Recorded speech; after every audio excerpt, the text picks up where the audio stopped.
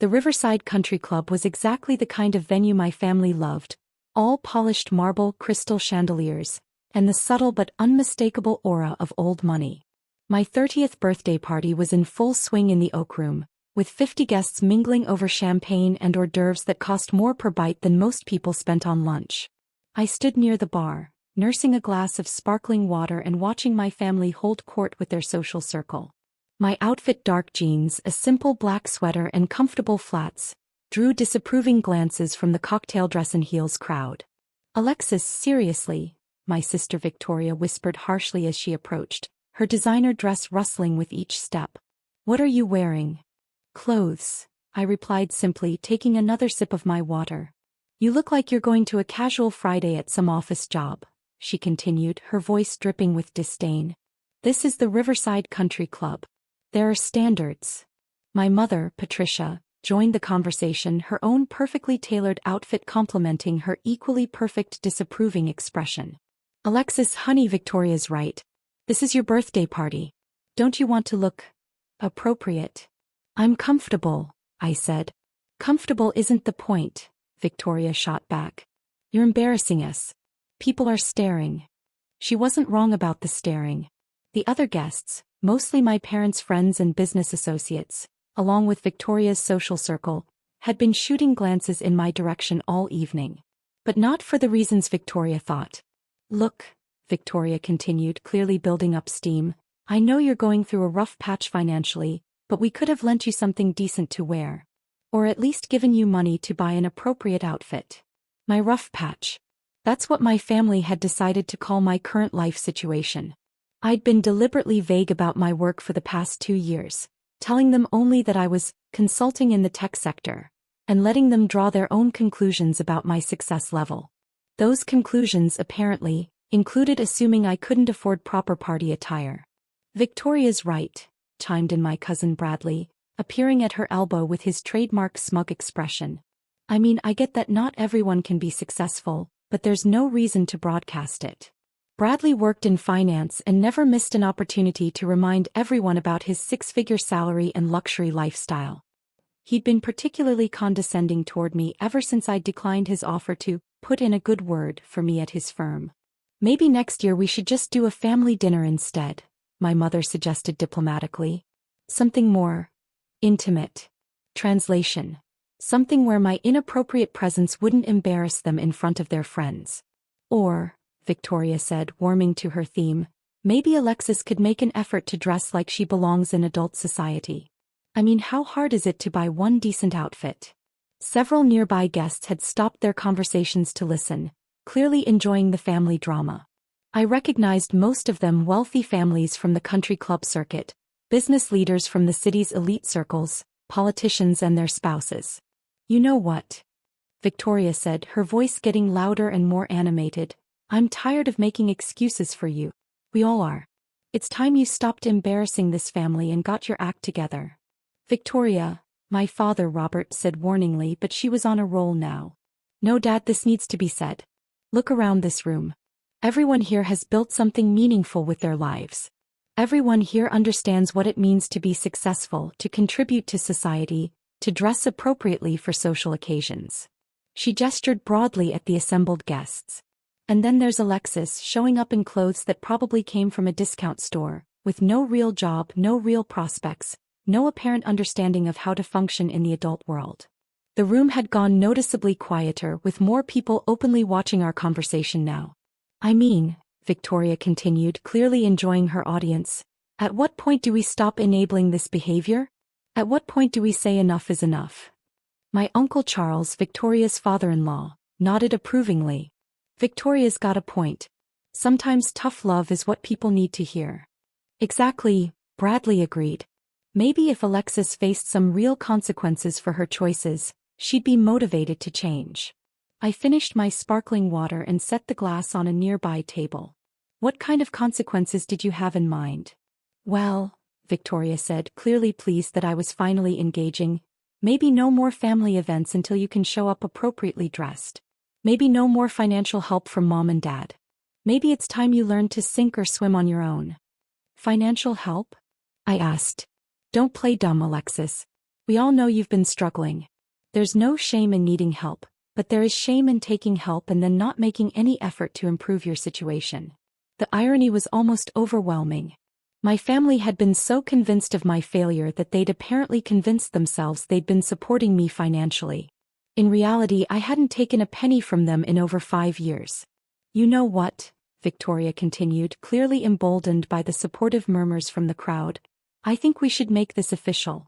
No more invitations to family events, no more financial support, no more making excuses for you until you can prove you're serious about changing your life. I second that motion, Bradley said with a theatrical flourish. All in favor? Victoria asked, looking around at our assembled family members. Several hands went up, including my mother's, though she looked uncomfortable about it. Motion carried, Victoria announced triumphantly. Alexis, you're officially cut off until you get your act together. The room buzzed with whispered conversations as people processed what they'd just witnessed. I could see some guests looking uncomfortable with the public nature of the family intervention, while others seemed entertained by the drama. That's when I heard the commotion at the entrance to the Oak Room. Excuse me, sir, this is a private event. I could hear the country club's event coordinator saying to someone. I'm here for Alexis Chen's birthday party, came the reply in a familiar voice. I'm her business partner. My business partner. That would be David Kim, co-founder and CTO of our company Phoenix Technologies. David, who was probably worth more than everyone in this room combined. David, who had no idea he was about to walk into a family intervention about my supposed failure in life. I can check with the family about adding you to the guest list, the coordinator was saying. That won't be necessary, I called out, moving toward the entrance. He's with me. David walked into the Oak Room with his characteristic energy, dressed in his usual casual style, jeans, sneakers, and a simple button-down shirt. Exactly the kind of outfit that had gotten me in trouble with Victoria. Happy birthday, boss, he said loudly, giving me a huge hug that lifted me off the ground. Sorry I'm late, the board meeting ran long. The room went silent. Boss. He called me boss. In front of 50 people who'd just watched my sister publicly disown me for being a failure. Board meeting. Victoria said weakly. David, oblivious to the tension in the room, continued enthusiastically. Yeah, the quarterly investors meeting. Great news, by the way, we're officially valued at $800 million now. The acquisition offer from Tech Global is still on the table, but I think we should hold out for the $1 billion mark.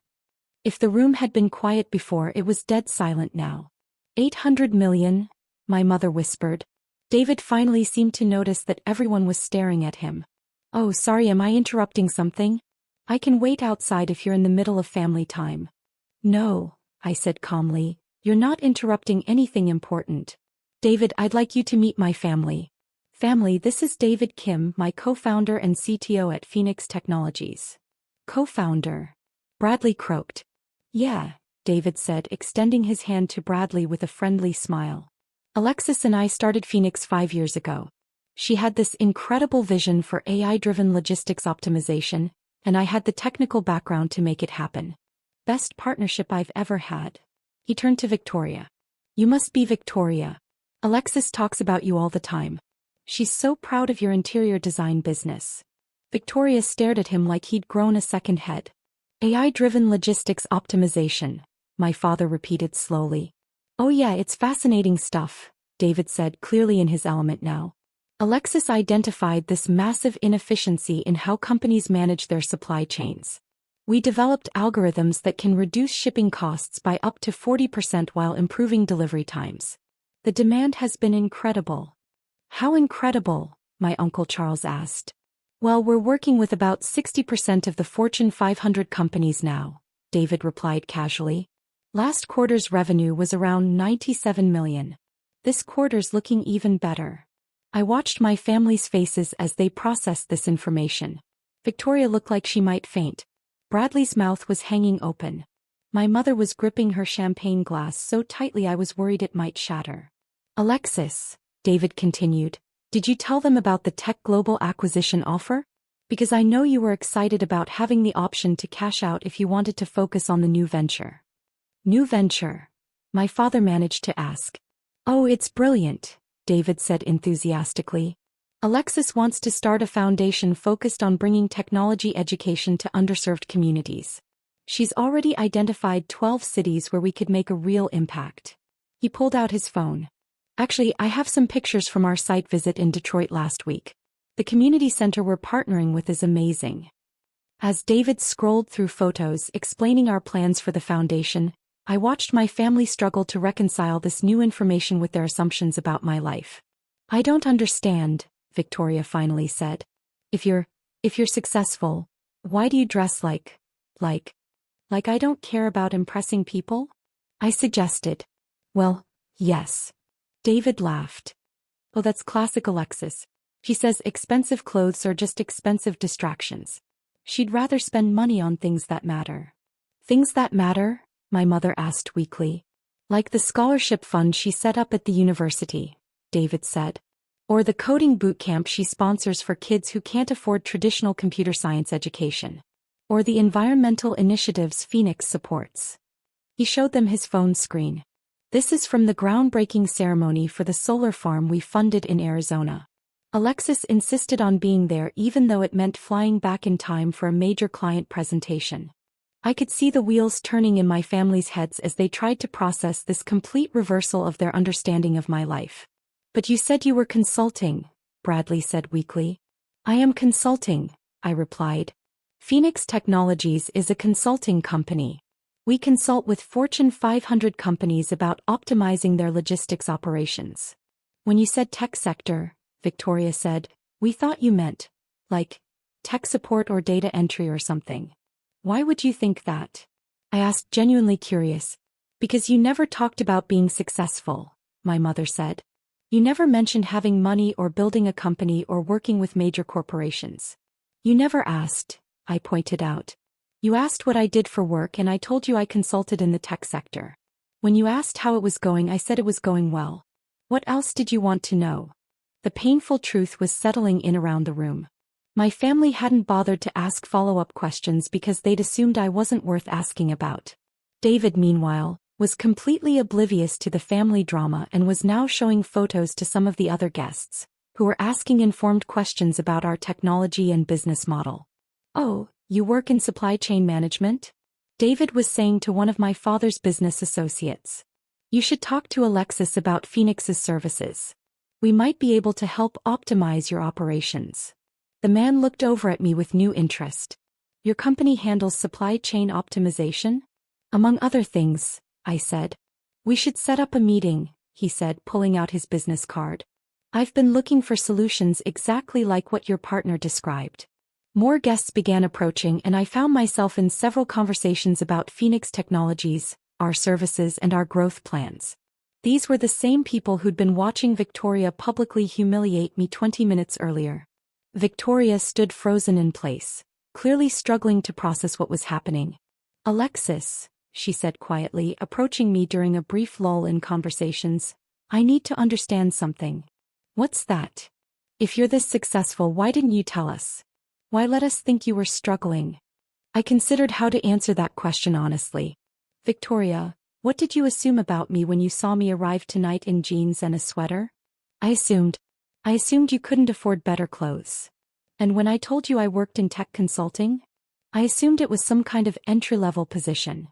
And when I didn't talk about money or success or luxury purchases, I assumed you didn't have any money or success or luxury purchases. Right. So the question isn't why I didn't tell you about my success. The question is why you assumed I was a failure. Victoria looked stricken. I don't know. I do, I said gently. You assumed I was a failure because I don't perform success the way you expect successful people to perform it. What do you mean? I mean, I don't wear expensive clothes to prove I can afford them.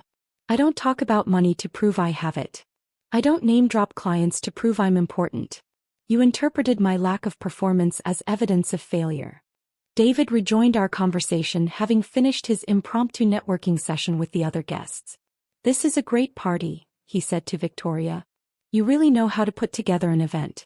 Alexis is lucky to have such a thoughtful sister. Victoria looked like she might cry. David, I said, Victoria was just asking why I don't talk more about Phoenix and our success. Oh, that's easy, David replied. Alexis says successful people don't need to announce their success because their work speaks for itself. She says if you're spending time convincing people you're successful, you're not spending time actually being successful. He grinned at me. Plus, she's always said that the best way to find out what people are really like is to let them assume you're not important. Shows you who treats people well regardless of status. The silence that followed was profound. My mother finally broke it.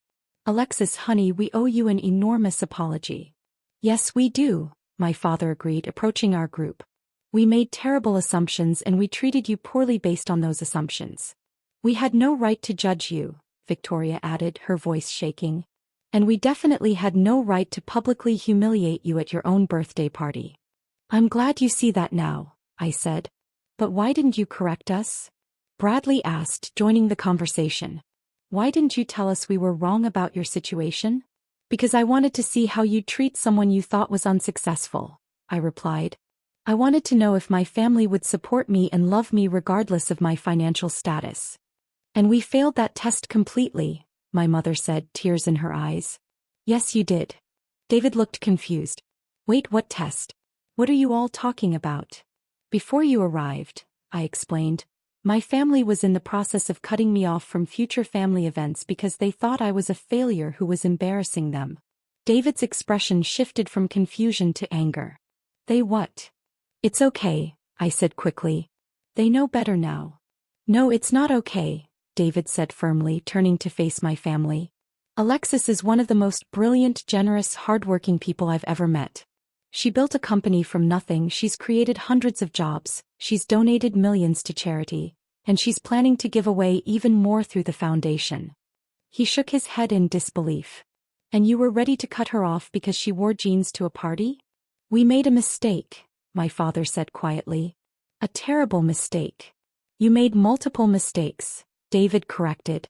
You made assumptions about her based on superficial observations. You treated her poorly because you thought she wasn't successful. And you publicly humiliated her instead of supporting her. David, I said, they understand now. Do they? He asked, still angry. Because I'm having trouble understanding how anyone could spend 5 minutes with Alexis and not realize she's extraordinary. Victoria stepped forward. You're right to be angry with us. We don't deserve Alexis's forgiveness, but we're hoping she'll give us a chance to do better. That depends, I said. Are you sorry because you hurt my feelings, or are you sorry because you discovered I'm wealthy? We're sorry because we hurt you, my mother said immediately. We're sorry because we failed to see your worth. We're sorry because we let our prejudices and assumptions override our love for you. And, Victoria added, we're sorry because we almost lost the chance to really know you because we were too busy judging you. I looked around at my family's faces, seeing genuine remorse and understanding. Okay, I said finally. I accept your apology. But I need you all to understand that success comes in many forms, and wealth doesn't determine someone's worth or character. We understand, my father said. And we want to do better. Good, I said. Because I'd like my family to actually know who I am, not just what I've accomplished.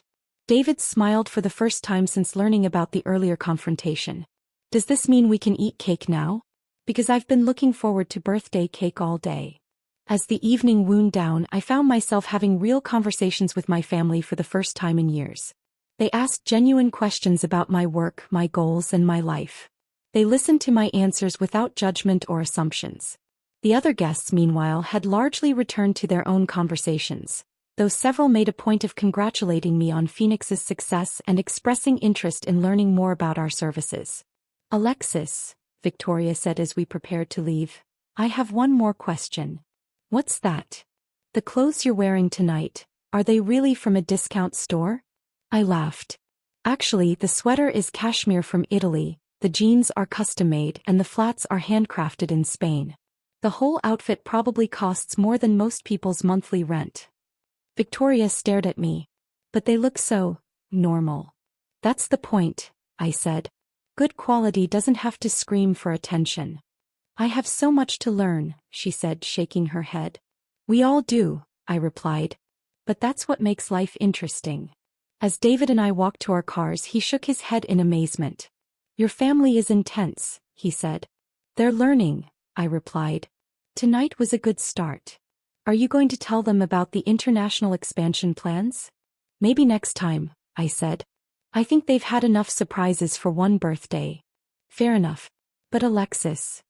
Yeah. Next year we're having your birthday party at the Phoenix offices. I want to see their faces when they realize the building is ours. I laughed, getting into my car, a modest sedan that happened to be one of the safest and most reliable vehicles ever made. As I drove home to my comfortable but unassuming apartment, I reflected on the evening. My family had learned valuable lessons about assumptions, respect, and the difference between success and the performance of success. But most importantly, they'd learned that the most successful people are often the ones who don't need to prove it to anyone. The next morning I woke up to a text from Victoria. Coffee today? I want to learn more about the foundation you're starting. And I promised to dress down. I smiled and typed back, yes to coffee. No need to dress down. Just be yourself. 3 months later, Victoria joined Phoenix Technologies as our Director of Community Outreach, helping to design and implement our Foundation's programs. She turned out to have a brilliant mind for organizing community initiatives and a genuine passion for educational equity. Bradley, humbled by his assumptions, asked for advice about transitioning from finance to technology consulting. I connected him with a startup that needed someone with his background, and he's thriving in a role that actually utilizes his skills. My parents started asking better questions and making fewer assumptions, not just about me but about everyone in their lives. And David? He still shows up to family events in jeans and sneakers, armed with endless enthusiasm for explaining our latest projects to anyone who'll listen. Sometimes the best birthday gift isn't something you receive. It's the opportunity to show people who you really are and watch them rise to meet you there.